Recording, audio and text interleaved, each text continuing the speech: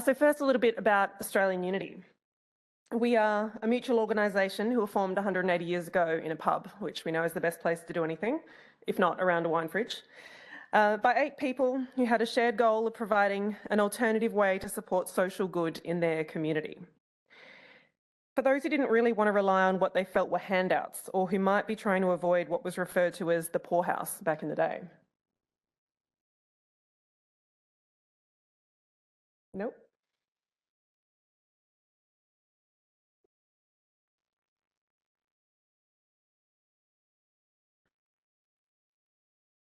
Okay, cool. No, that's all good. So members of this early mutual society would put a penny in a tin on a regular basis, and funds were distributed to those in need of social services by way of member voting. We still have the original member boxes with their voting balls back at our head office. They repaired homes, supported families to migrate to Australia, plugged gaps in income for families who had lost their main breadwinners to war, and also directed funds to shared services like medical or pharmaceutical treatments, and even funded Melbourne's first set of streetlights on Queen Street. Some might say we were one of Australia's first social enterprises, but we're certainly one of Australia's first wellbeing companies. Health and human services and social infrastructure, 2 areas in which we still proudly operate to this day. Being a member-owned mutual means our competitive advantage is based on trust, community value, and very long investment horizons. But we also have to continuously evolve and invest in refining our portfolio to ensure we remain contemporary. This includes addressing the core issues and challenges of society that were perhaps traditionally addressed by government, including an ageing population, rising rates of chronic illness, and the cost of and access to healthcare. So throughout history, social impact and community wellbeing has been in our DNA. We believe the S in ESG to be a measure of societal wellbeing. So 180 years of this consistent narrative, we're telling ourselves we're doing good. The board and executive came to us and said, that's great, can you prove it? So today I'm going to take you through the how of responding to what felt like a pretty big, momentous kind of task. My colleague Adam's going to take you through the what next. But fast forward from 1840 to 20 odd years ago when we partnered with Deakin to try and answer the question, what is wellbeing? Through a partnership with Deakin, which you heard a great deal about this morning, we studied the 7 domains of wellbeing. Now, being able to systematically measure social value is helped a lot when you have a taxonomy already created, developed with this science-based approach. In the same way that E has a common language and calculation around it when we refer to carbon emissions or reduction in waste, we've created a solid starting base. So next, we engaged one of Australia's leading social impact specialists, Social Ventures Australia. With their help, we designed our outcomes framework. The 7 domains provide the basis for how we measure individual subjective wellbeing.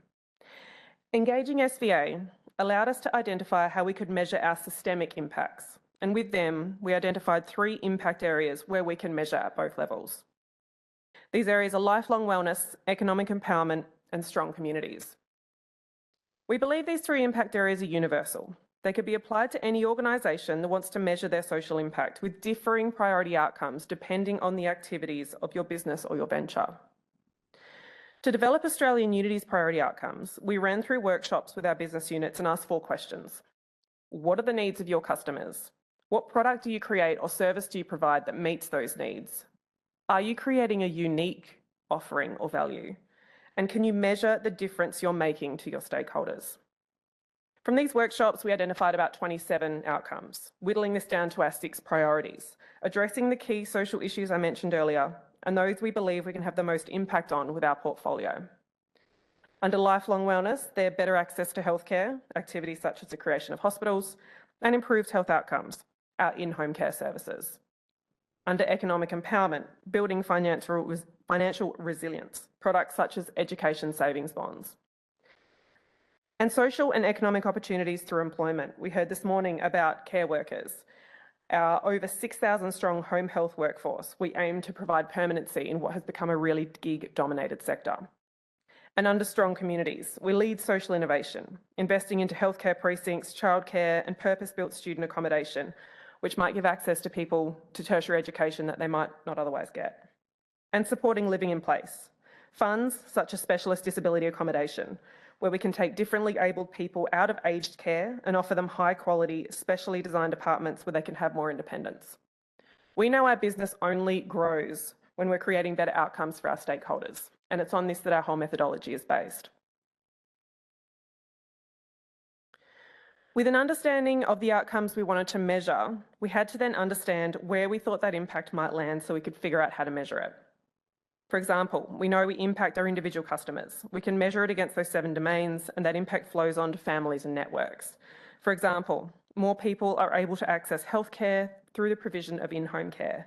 And then indirectly, as we heard, informal carers who might be looking after a parent or a loved one can experience some relief, but know that that person's still taken care of. We also know we have a large impact to broader society through the systemic savings I mentioned. For example, projects such as our healthcare precinct in Brisbane, Hurston Quarter, creates healthcare capacity by plugging a gap and releasing funds to government they can direct to different areas of need. Now we can measure that impact. To build our framework, we based our principles on those used for social return on investment. Some of you might have noticed those principles weaved into the questions that were used in our workshops. I'll call out a couple. Number 1, we focus on outcomes and not inputs. We capture social and not business value. It doesn't matter what you're spending if the customer is experiencing no or negative change. Number 6, we rely on quality data. We have a rigorous approach to our internal provision of data. We rely on SVA as our experts on all things external data points and proxies. And we have our financial audit partner, KPMG, audit all of our work, our data, our framework, our methodology, our discounting. And going back to number 5, we don't overclaim.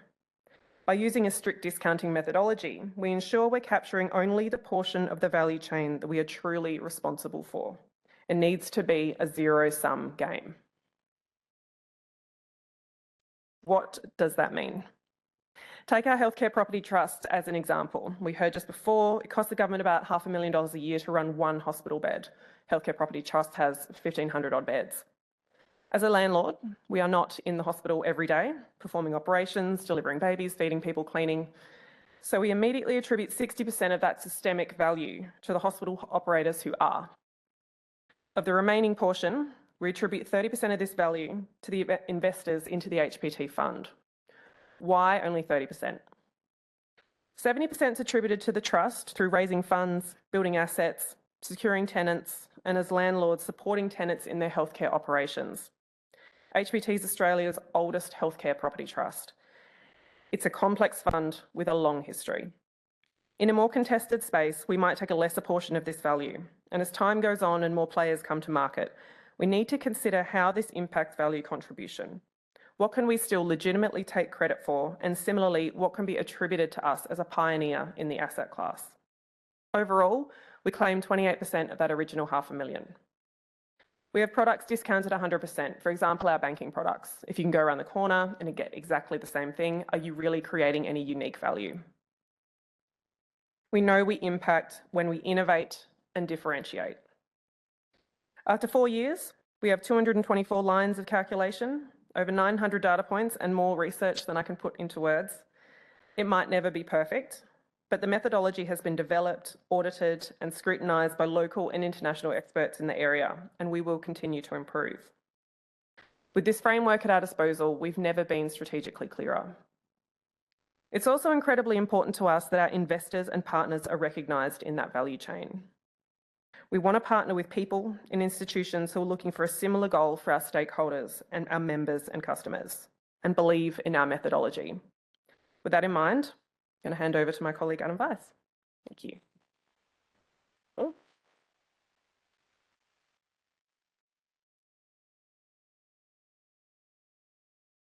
Right. Thanks, Siobhan. And my part here is to talk about how we actually turn this measurement into action and the purpose of today. And in our business, effectively, Siobhan is the ABS now, collecting, measuring, making sure that we actually have quality data. And my role is really in the Treasury, is actually thinking about how do we turn that into business decision making and strategy and implement it in terms of the group resources. So Hence, we work pretty closely together, and hopefully this will give you a little bit of an imagination of not just in terms of government policy, but thinking about in a corporate setting, how can we use wellbeing to drive outcomes for society? So I'm going to go back to Siobhan's earlier slide and why are we here? And actually, measurement in action is central to Australian Unity's purpose. Our goal is to impact the wellbeing of millions. Admittedly, in the pub, I'm not sure that's what they actually said. I suspect it was slightly different language, being about 1830. But ultimately, it's actually about thinking about how do we achieve our purpose. And as a corporation, you've got to think about your actual core purpose. We're not government. Our core purpose is ultimately we are also a profit-seeking mutual. And so we've got two purposes, if you like. And I want to try to bring that to life. So simultaneously, we are trying to achieve profitable and sustainable businesses alongside of driving strong wellbeing outcomes. And we think that that provides quite a few new nuances as to how you might actually use wellbeing to drive corporate decision making. And ultimately, if you drive strong profit, you actually get access to more resources. And as you get more resources, if you're applying them to those areas of wellbeing where you're driving more wellbeing, you're actually driving more impact. So it's a virtuous circle, and it's one of the areas of corporate life where you can actually have a social enterprise that is actually attracting more resources because it's achieving more. And ultimately, that is our goal, is to create more impact. Siobhan briefly touched on our history, but ultimately why are we, I think, a really interesting test case in wellbeing is because that history has left us with a portfolio of a myriad of businesses in the health and care and also the wealth space. And this is an area of social research in wellbeing where there's a really rich data set. So Siobhan's data in CSV is influenced by an enormous, effectively everyone in this room who've been studying wellbeing showing up. So we're actually in a pretty rich domain in which we can test this in a corporate setting. And apologies for the corporate-like slides. We've got lots of detail, probably way too much in about 8 minutes. But this is the guts of it. Ultimately, this is our policy settings at our group. We have to make those two decisions between how do we seek profitability and how do we seek social or wellbeing outcomes.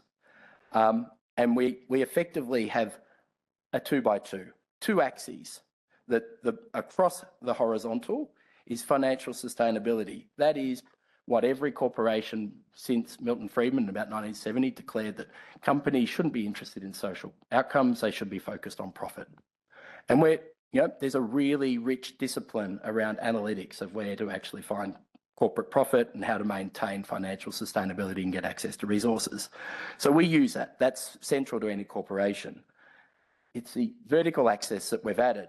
So most companies don't have to think about a second purpose, but we do, partially because of our history and partially because the nature of the mutual. And our vertical actually is Siobhan's CSV. It is now, initially we thought it'd be a reasonable measure, but what we realised is it gave, by having an accurate form of accounting for an outcome that we thought was central to our strategy, it is actually the goal.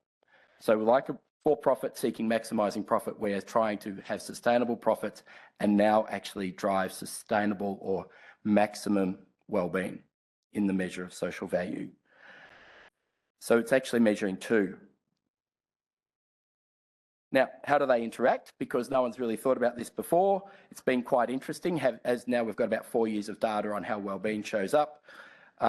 Ultimately, it allows us to look for opportunities, not as a trade-off.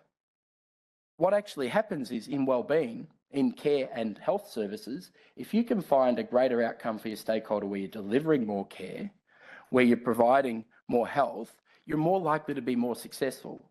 And so what we're finding is it's not a trade-off. It provides the breadcrumbs to evidence to support greater sustainability in terms of financial sustainability. So we're looking for the opportunities where we find both. Now, does it work? We don't know yet. We're 4 years into this discipline. I think the evidence is supportive of it, and we'll ultimately know a little bit more over the coming years. But like all investing and financial decisions for a group, ultimately only history will tell us. But one thing that we've got a hypothesis on is that actually this might actually be a provider of outperformance, which is really important because, as I said at the start, if we can show that we're good at this, we'll actually get access to more sustainability in financial sense, which will give us more resources, in which case we should be able to evidence to you in 4 or 5 years' time that we're getting more resources and therefore making more impact. The next slide. I'm not going to take long, but we actually announced this formally to the ASX on Monday 2 weeks ago. So this is just our statement in terms of a substantial corporate transformation where we have used these tools and we have effectively transacted about a third to a half of the group's portfolio in the last 18 months. So it's a pretty big deal to us.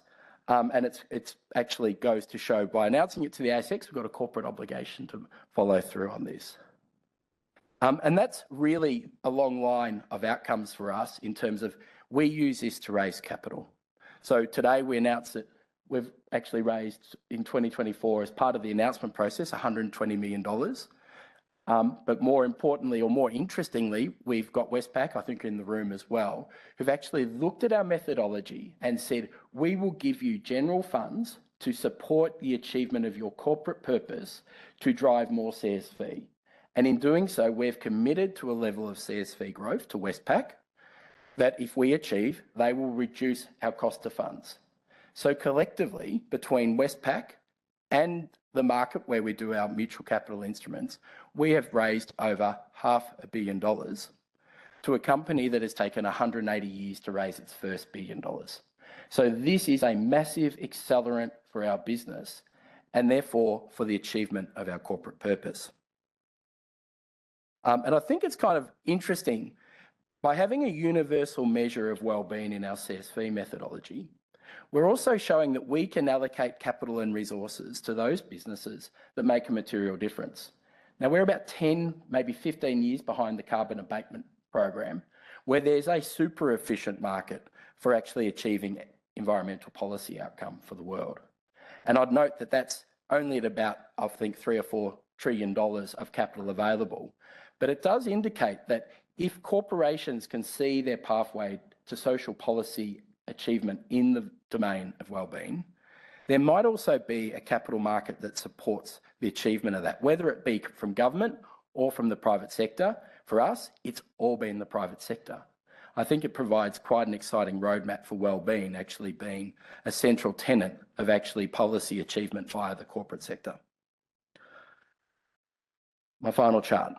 So in terms of what does Siobhan report each year for the group, we report $1.76 billion of wellbeing outcomes via our CSV, our social value framework. But today's not about the report. It's not about the 1.76. It's about the corporate actions that we've taken. So again, this is a slide we gave to the ASX to inform our investors of why we wanted more capital.